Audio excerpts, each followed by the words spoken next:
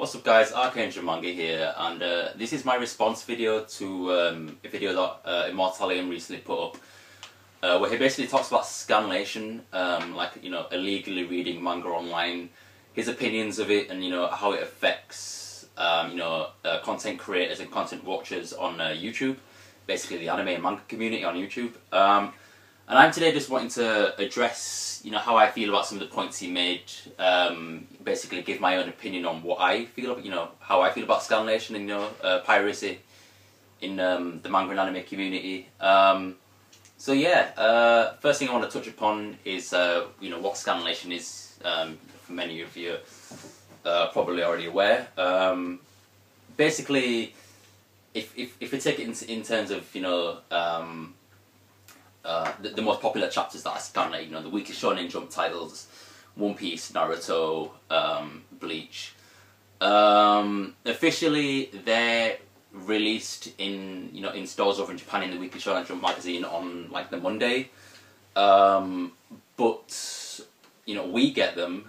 We get the unofficial translations of them 5 days before that. On the Wednesday, the Wednesday before it goes on the shelves. So we get plenty of time to read those chapters well in advance of their actual official release.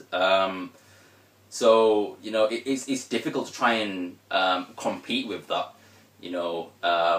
when basically Weekly Shonen Jump, Shueisha or whatever have to send over the scans, send them over to China to get them printed up and everything like that, and that's where most of the time they get leaked. Because when the scans go over to China to get printed, that's when more often than not when they get leaked out and translated by unofficial sites. There's a myriad of scanlator sites out there. And I'm going to talk a little bit about how I got into reading illegal scans years ago. But yeah, that's essentially what scanlators are. They receive or leak out themselves,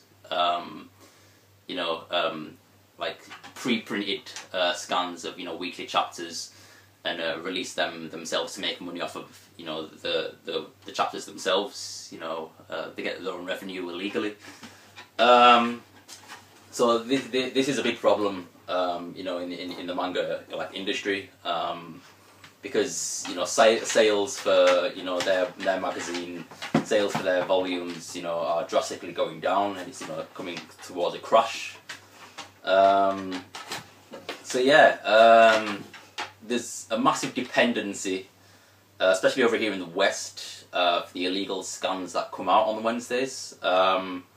It's not there's no real sort of direct effort from the community, on the community's part, to support the official scans that come out on the Monday, because you can actually read the official scans that come out on the Monday through legal means like the Weekly Shonen Jump app. But it's the age-old concept of supply and demand.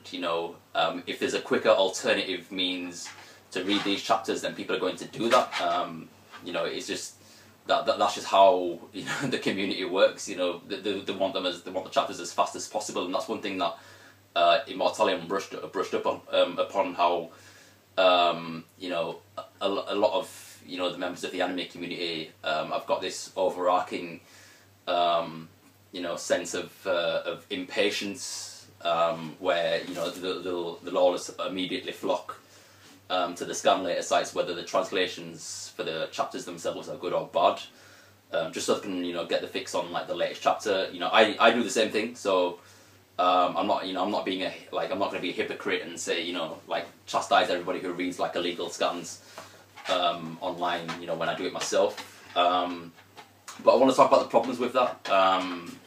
Basically, obviously it's having a massive financial impact, a negative financial impact on the industry, but with weekly scans, because One Piece is my favourite shonen, and it's only Naruto and One Piece that I keep up to date with, and that's more of a habitual ritual for me, because I first got into illegal reading illegal scans probably circa 2008-2009, when the scanlator site One Manga was the definitive way to read illegal scans online. You know, they had a massive library of manga to read. You know, they had pretty top-notch, you know, translations. So, you know, they were a reliable source, but, you know, they were still illegal. So anything that was viewed on their site, you know, would never go back to, like, to support the original mangakas or, you know, the publishers, you know, just the industry as a whole. Basically, when I started reading One Piece, it was through, like, you know, the collected tankobon volumes. I read all the way up to volume 55, and then kind of found myself at a stumbling block because, you know, I kind of run out of material to read, and because I practically marathoned all the way through volume 1 to volume 55, and I love the experience of, like, reading the actual physical releases of them, you know. I was kind of craving for more One Piece, and then I stumbled upon, you know, manga sites, and that, you know, immediately became like one of my primary means for, you know, reading One Piece, you know, by, you know, the chapters, and then I eventually caught up to the chapters and then had to, you know, read them weekly.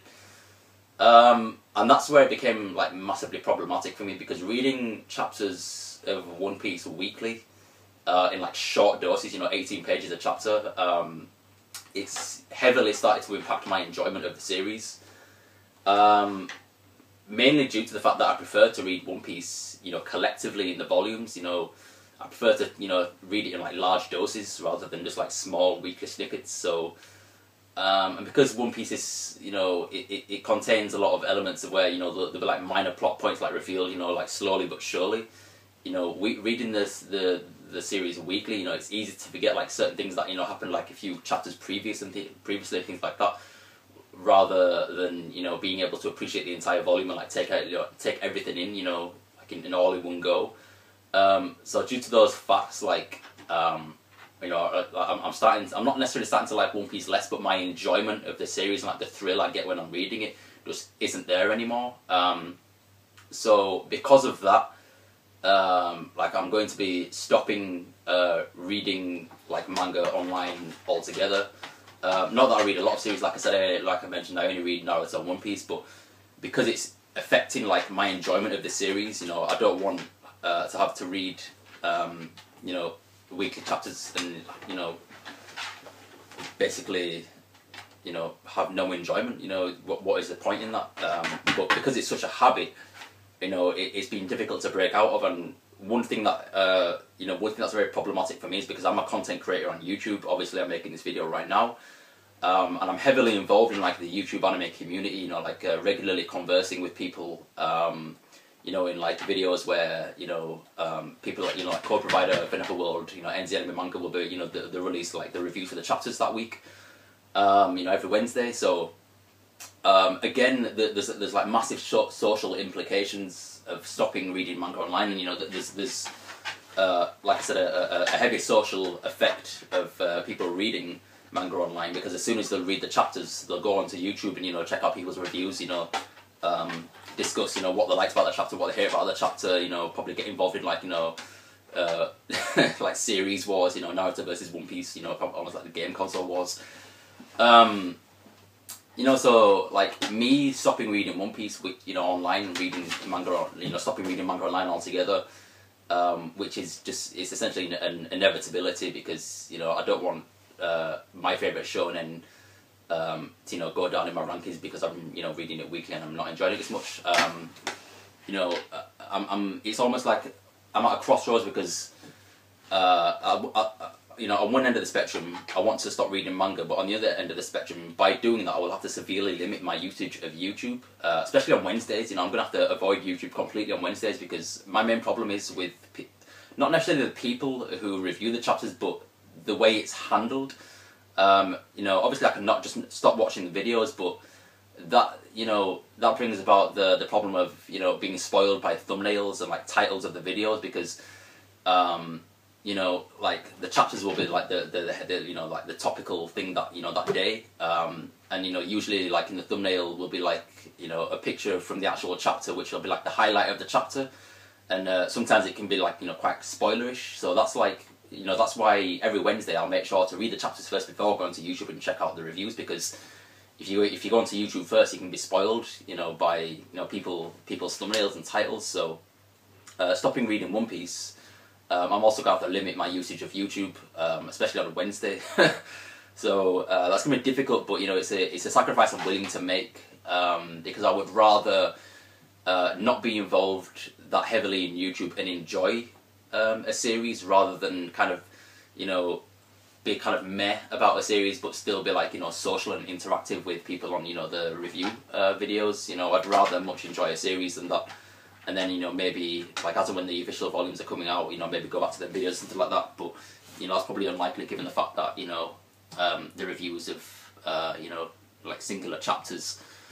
So yeah, that's basically you know, me saying that I'm obviously going to stop reading scans. My opinion on people who read scans, I don't have any problem with people who read the scans and then buy the volumes as and when they come out, because that's what I do. Many of the reviewers who I know of, like NZ Anime Manga, Forever World, Code Provider, like the top 3 ones that I'm kind of subscribed to that do reviews, they all support the industry. You know, they all basically buy the volumes when they come out, and none of them, you know, that I've seen so far, you know, neither 3 of them promote, like, you know, illegal ways to you know, to read these chapters. Usually people are going to places like, you know, Manga Reader, Manga Fox, Manga Panda, Manga Stream, places like that, but never in their, you know, big chapter reviews. You know, obviously it's clearly evident that they're reading them illegally, but you know, some consolation, you know, I get consolation in the fact that they don't actually promote legal ways to, you know, to read them and actively go out of their way to, you know, make people aware that, you know, they should be supporting the industry, you know, things like that, you know, by, you know, uploading the sustaining industries, whatever, you know, just whichever way they can. But there's still a vast majority of the community who don't support the industry, and that's like kind of my biggest problem. Personally, I haven't come across many people who kind of, you know, revel in the fact that they're pirate, because there are them people out there, that there are them kind of ignorant people who actively, you know, enjoy the fact that they're pirate. And I don't understand that kind of mentality where, you know, people are like, oh yes, let the plundering begin, I don't care if I pirate, you know, like I'm entitled to these series that I you know, indulging illegally, you know, whether it's anime or manga.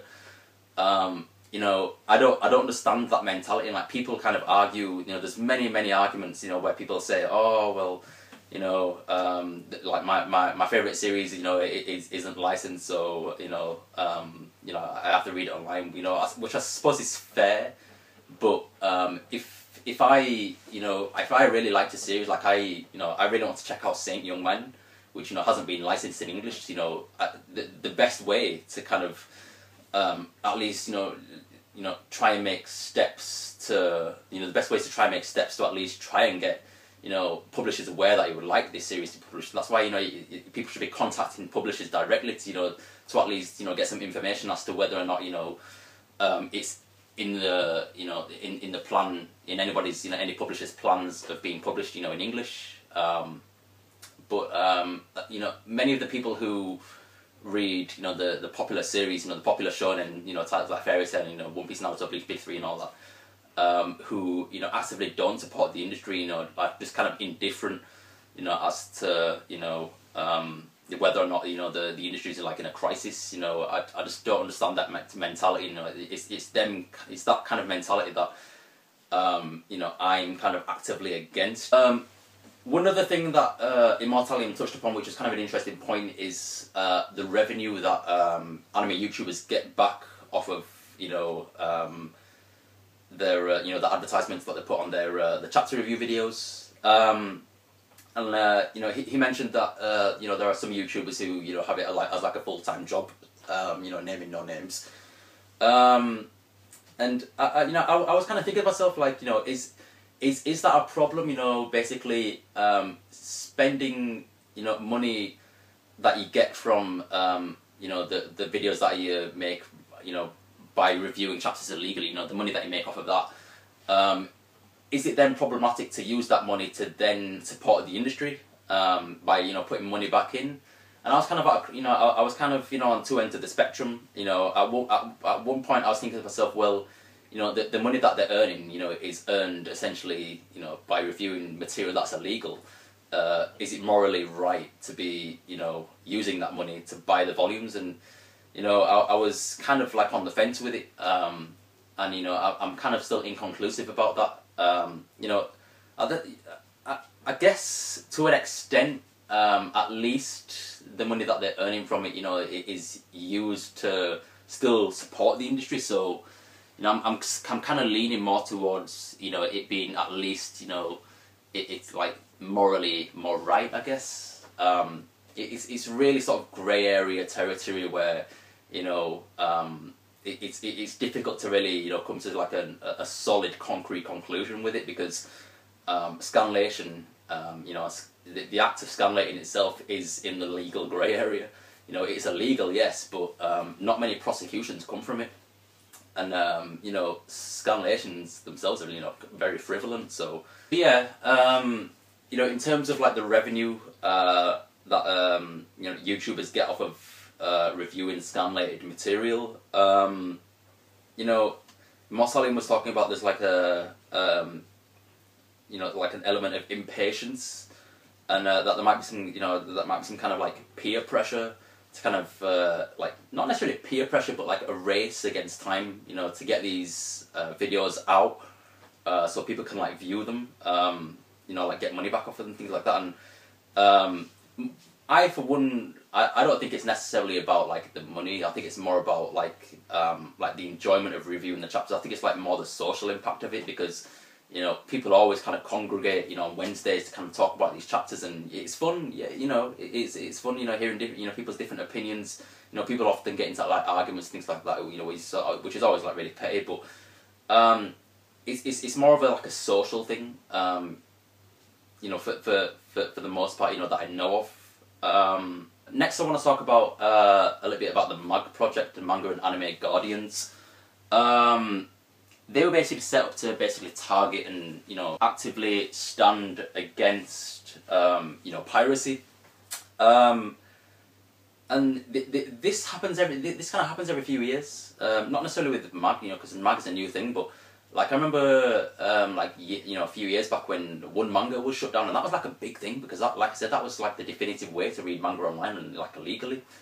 And since then, there's been like minor efforts, like publishers and things like that. Japanese publishers sending out cease and desist letters to popular scanlators and aggregator sites and things like that. And sometimes things like that. Sometimes it kind of partially works, like with Manga Stream. They got to a point where they weren't allowed to keep entire libraries of like one series, and like they'd upload a chapter, but then they'd have to like delete it like after a few weeks. They could only keep like a certain amount of chapters up at one time. But the effects are ephemeral. They're very temporary, and they don't last very long. And from what I've seen so far with the Manga and Anime Guardians, there hasn't been like any major sort of effort to really stand against and kind of actively resist illegal piracy.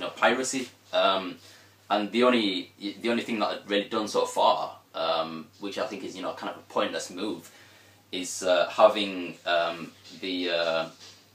the magazines basically put on the shelves a little bit later, or like given to the stores a little bit later. And that's basically done nothing. That lasted for 1 week, where the chapters that week were delayed for like a few days, and that was it. And then back, then the next week after that, they were back to Wednesdays again. So they released like a massive list of like all the sites that they're going to be targeting, but there's been no sort of effort really on their part to really do anything. And I think one of the most important things to consider is, like the social impact of what they're doing. I think it would be best if the MAG project was more actively involved with the actual community, like the people who actually view the material, rather than the publishers and like the businesses behind behind like these series. So.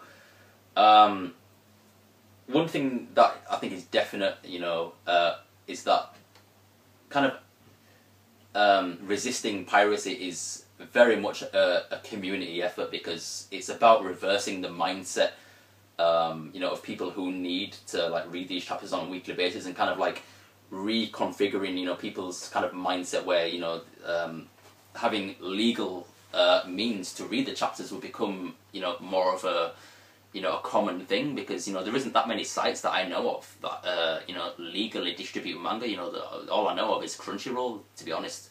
That's the only site that I know of that you know, you can read manga legally, and even then they don't have a massive library. And then obviously you have the Shonen Jump app, but not many people are subscribed to that, because by the time the chapters come out officially on Monday, people are already gearing themselves up for the next chapter that comes out, you know, the you know, in a few days on Wednesday. So, you know, Weekly Shonen Jump, you know, the app at least is, from the way I see it, is doomed to fail, because people don't have any incentive to subscribe to them when they've got an illegal alternative, which is, you know, much faster.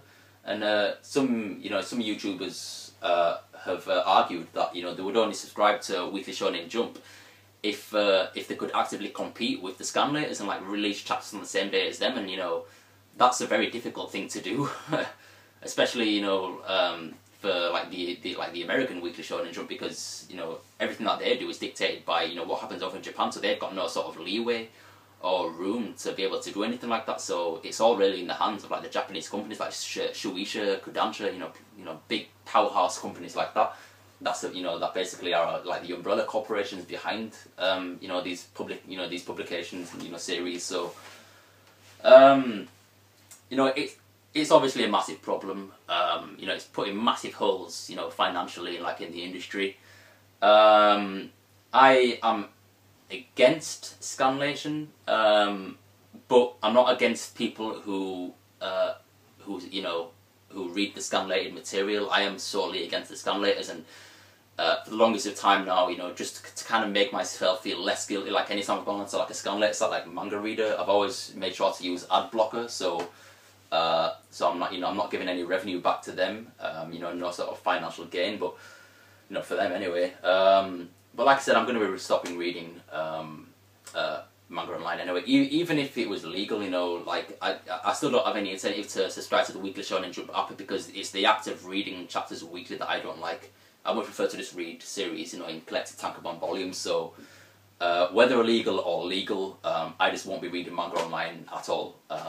You know, at least with weekly chapters anyway. So yeah, that's really all I want to really say on the matter.